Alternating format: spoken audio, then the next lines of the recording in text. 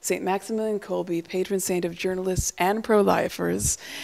And I started reading about his life, and I started crying pretty early on into the bio of him, because I read about how during, well, first I read about his media apostolate, and that he actually published daily papers that reached hundreds of thousands of people. So I thought, okay, he's been there, done that, knows what that's like. Well, it was the largest in Poland, right? The largest. One of the largest in the world, really. It was an empire, and he was also publishing in Japan and elsewhere, and in many different languages.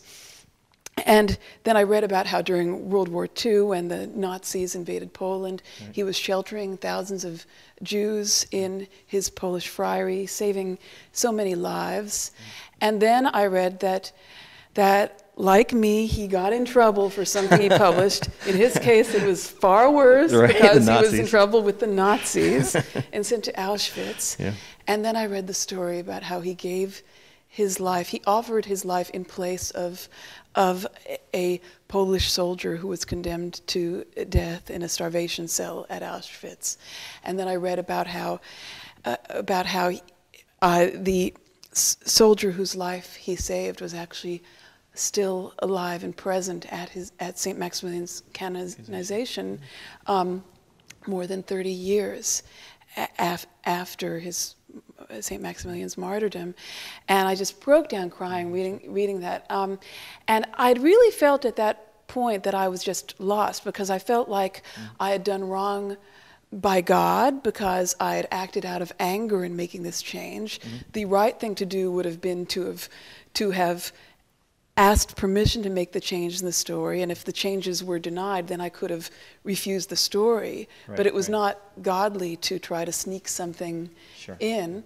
I also felt that I had done wrong by pro-lifers, because by my example, newspapers were going to be even more scared of hiring a Christian or a pro-lifer after me. And I certainly felt like I was never going to work in the media again, so I felt like I had burned all my bridges from God on down.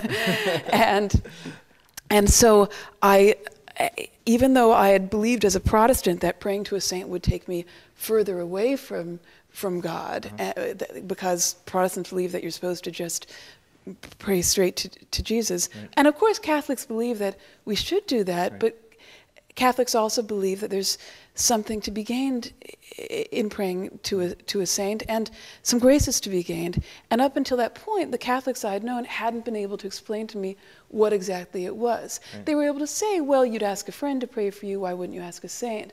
But I couldn't understand what was so special.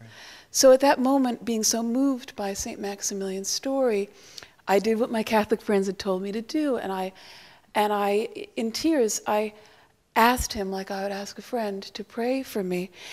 And at that moment, I felt this calm, shower down to me, like I was in the eye in the middle of the storm.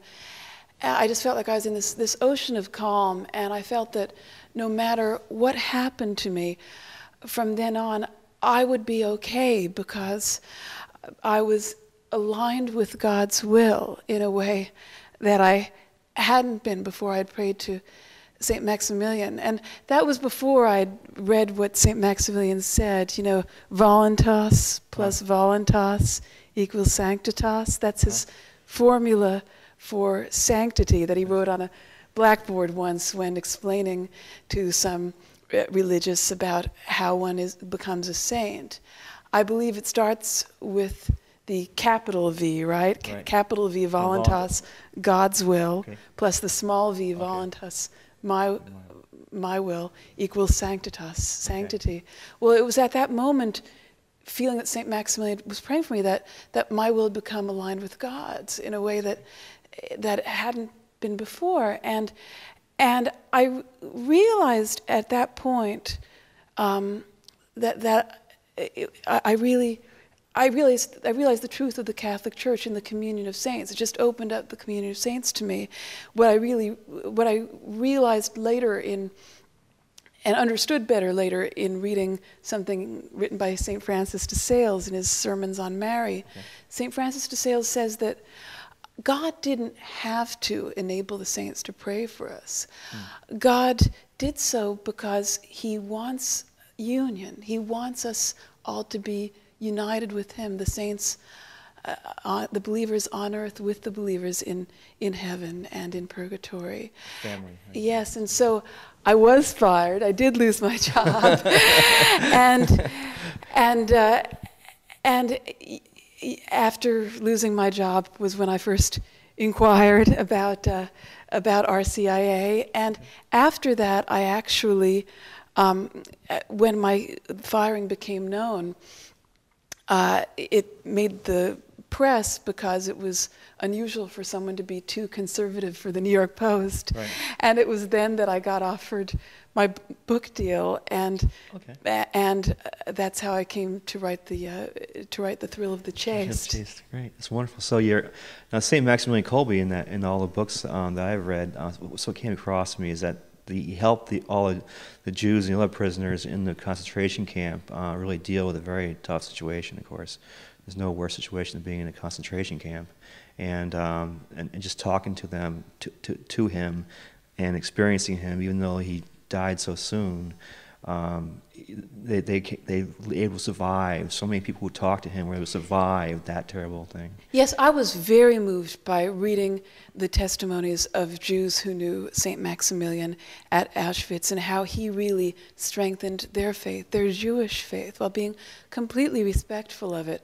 That's not to say that St. Maximilian didn't, in his time, work towards the conversion of many Jews whom he met, to whom he gave the miraculous medal, which, as he said, is a bullet against evil, against godlessness. But at Auschwitz, the Jews who knew St. Maximilian said that he had great respect and love for them as Jews and strengthened their Jewish faith. Great. And so you. Now, St. Maximilian Kolbe, of course, is the great Marian saint of the 20th century. That's right. And so, as a Protestant, of course, you're have difficulty with saints, but especially Mary, who is the quintessential saint. So, how did St. Maximilian Kolbe help you in that direction?